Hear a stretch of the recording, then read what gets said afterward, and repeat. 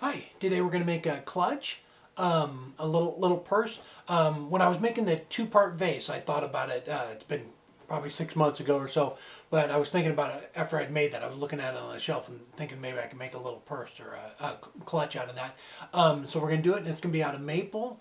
And I haven't found somebody to sew the inside, the pockets yet, but we're just going to go ahead and make the shell for now. Let's go ahead and get started. All right, I just went ahead and used a maple. I just cut two 6-inch round circles, and what we're going to do is I'm going to glue them on here and do just like we did with the two-part vase that I made, except we're not going to glue them together. So I'm just going to go ahead and hollow one side out and then match it with the other side. And this is probably way too thick for what I'm doing, but it's a learning process, so we'll see what we can do to refine it after this one. So I'm just going to go ahead and hot glue it on. Another quick way to center it is when I drew with my compass at my circle. I have a little center point there, so I just take that point, put it in the live center, and then just line it up and crank it onto the waste block, and it pretty much, you can see it pretty much centered it right up. So that's another just quick way for trying to center something like this. All right, have glue set up. I'm just going to go ahead and true it up.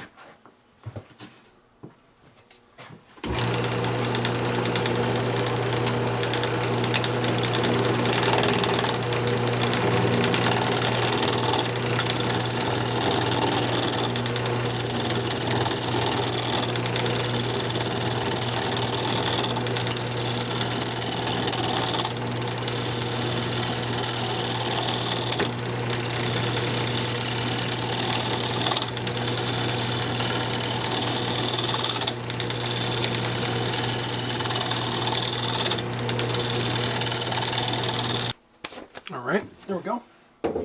Now I'm just going to take my bowl gouge here and bring it around.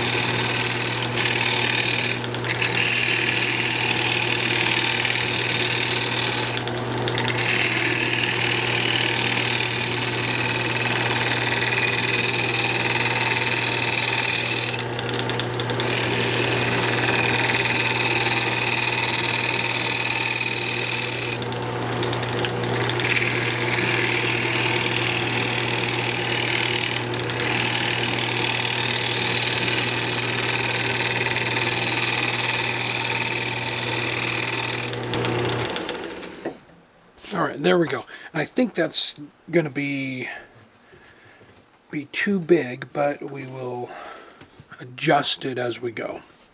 So, okay, so I'm just going to hollow out the inside. All right, I'm just going to go ahead and hollow it out, but I did have some questions about the bowl gouge and how to use it and what angle.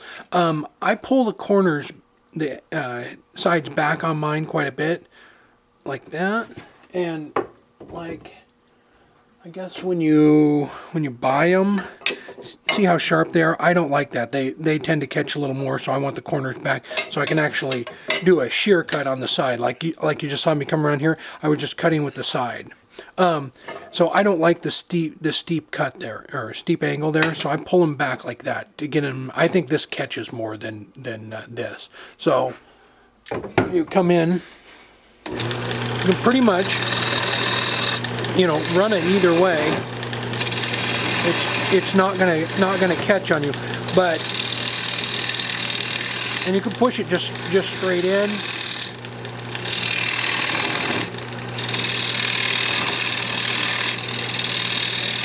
And this is completely dry wood too, so wet wood's a little easier to work with. So I come in at a bit of an angle like that, rather than just straight into it.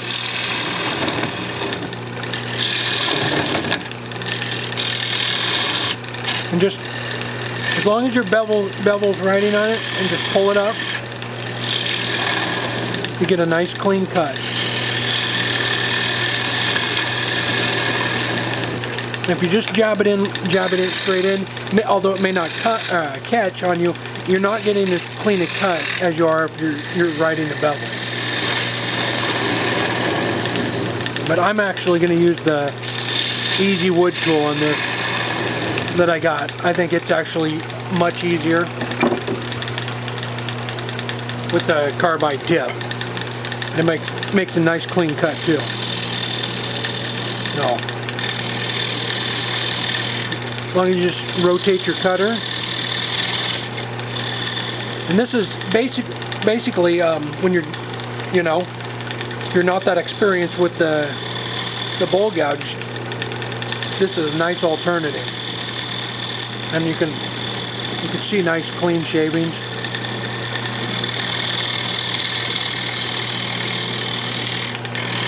Just come in and just slide it right on your tool rest. They make a round one of these. I may get one because you can roll it up on its side. You can do it with this one too, but it's not quite as easy.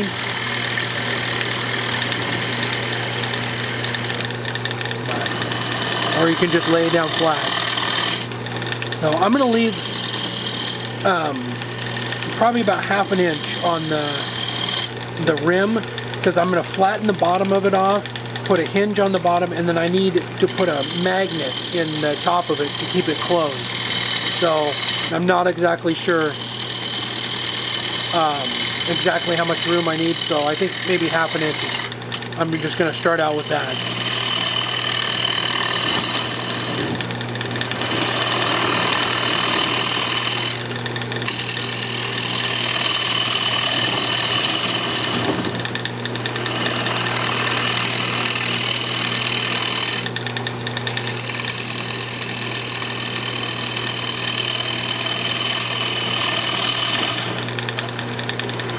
Okay, so you don't need to sand the inside of it because we're going to put like a muslin, when I find somebody to do it, in there, so that you put the muslin or like cardboard, and you would sew to the cardboard and then press it in there, glue it in there, so that then the cloth on that, the material, will have the pockets for, like a lipstick, credit card, and a compact, a mirror, whatever. But they would have the pockets sewn into that, and then you would glue the backing into the back of this. So you don't need to sew that. But I'm going to go ahead and clean the edge up here and sand that, and then we'll turn it around and mount it on the coal jaws to turn the face of it. And we do need to sand that part. Okay, I'm just going to go ahead and sand it up, sand the lip up here, and then we'll part it off and put it in the other chuck. But like I said before, you probably don't even want to get any oil in there, so that the glue, whatever glue we're going to use, you don't want it sticking. But we do definitely want to get the edge here, but I don't think it's a big deal.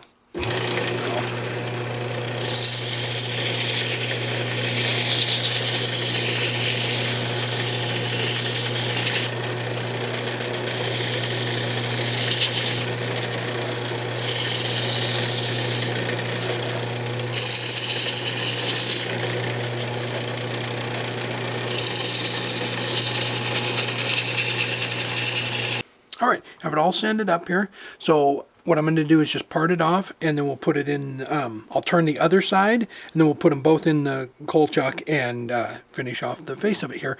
And what I also did, as I forgot to mention, I tapered this in just a little bit, just slightly, so that when they come together, they're definitely closed instead of it, being open a little bit. So I tapered that down, but just a hair.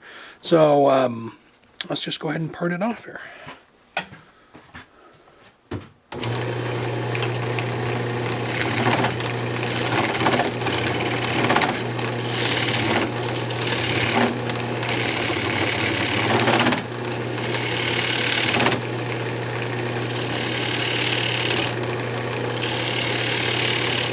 Probably Could have come down quite a bit more before I sanded it,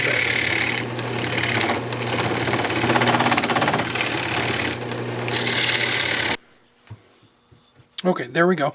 So I have it cupped out there, and then we'll just finish that after we get the other side. But now we're going to glue the other one on here, and that way you can match it up to make sure it's the right size, right diameter and everything, and that way you can to make the other half. So let's go ahead and clean that up, and then I'll glue it on.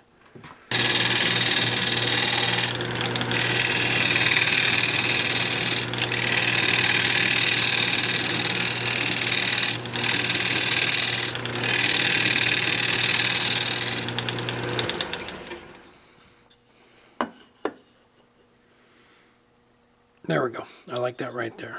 Just a little bit of sanding will even that out. Okay, I'm just going to go ahead and bring it around here, and then we will hollow the inside out.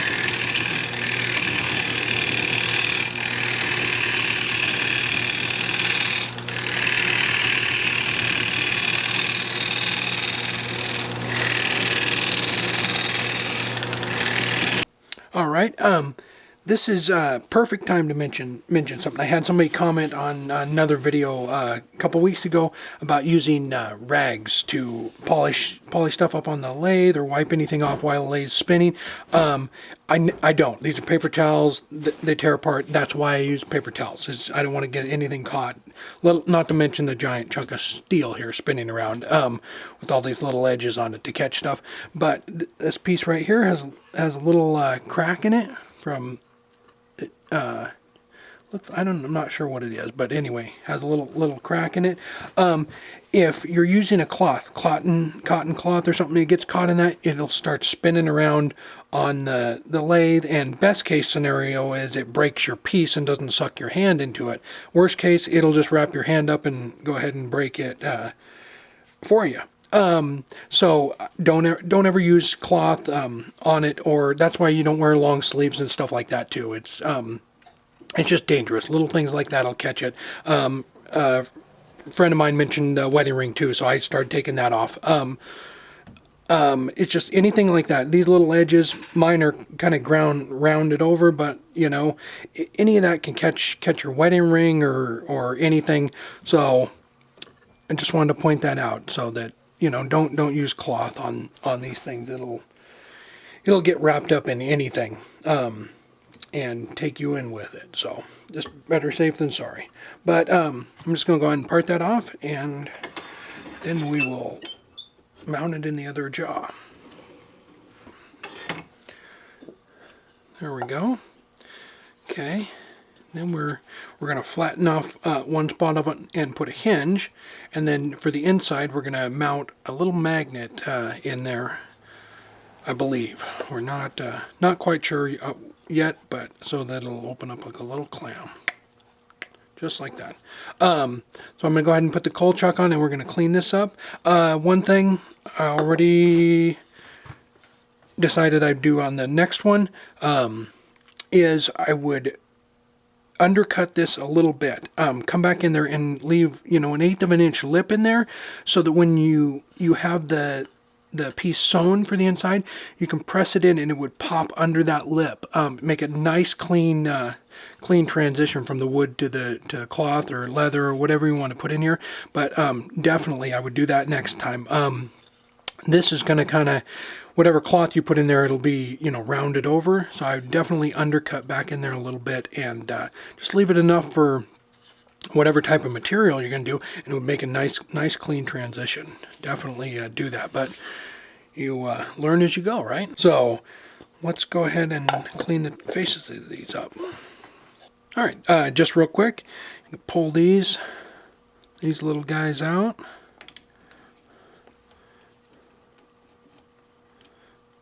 And then take these, put them in, and then that way you can change the diameter here. This is for finishing the bottom of bowls and stuff, and stuff like this. So this will work out nice, and then you only have to set it up once too to do both of them. But on these, the max RPM is 600, so don't turn the speed up too high on this. You don't want the thing popping out. It's just basically a pressure fit on these little rubber things. Alright, so you just take it and set it in there and then just tighten the lathe up until these little rubber stoppers suck around it. This is about a ½ inch thick, so you don't have to worry about it, but if it was a bowl, don't tighten it up too tight. It'll just snap the rim off on you. But just make sure it's in there nice and flat, and then make sure you turn your lathe speed down too. You don't want to have it up too high.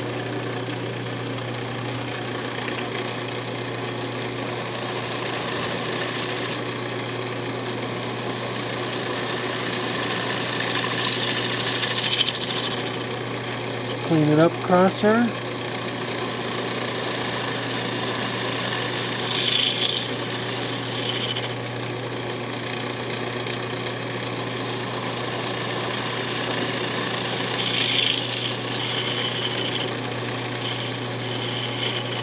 And when you're sanding this, don't get down and hit these. It'll discolor the wood. It'll start sanding the rubber, and then it turns all black, and it's just a big mess. So stay away from that too. All right, and I'm just going to go ahead and sand it up and then do the other one. All right, have both of them done. All right, so what I'm going to do is flatten off a little spot on the bottom to put the hinge, and then so it'll actually sit. Looks like a giant hamburger too. Anyway, and then on the opposite side, I'm going to take and just cup out a little spot on each side so that when there'll be probably a magnet, probably to hold it together, be a little spot for your fingers to fit in, and then open it up. You may not need it, but I think it'll be a nice little touch too there. So, and then I'm going to flatten it out so it does sit down, and you can set it down, and then it'll be able to open up all the way too. So I'm going to go ahead and do that, and I'll come back. Okay, I went over on the oscillating sander and put in 2 little spots there so you can have something to pull apart, and I flattened out the bottom of it. With the hinges, I'm going to countersink this into it. I tried somebody suggested a barrel hinge at Woodcraft, but they don't open up enough. It only opened up about like there, and I don't think that's enough to get anything out. I need something that opens up so you can get into it. So if anybody has any other suggestions, I would love to hear them, but for now on this one, I'm just going to countersink that in so it sits all the way flat and use that, and then that way it will open all the way up. So I'm going to go ahead and do that, and I'll be right back. All right, there we go. And I thought I was going to have to countersink it in there more, so I went a little too deep on it. Definitely, if I can come up with, or if somebody can help me out, come up with a different way. I don't really like that. It sits flat, but like it'll sit like that. I don't like the way the hinge is. Then, like I said before, maybe put like a little magnet in there to keep it closed.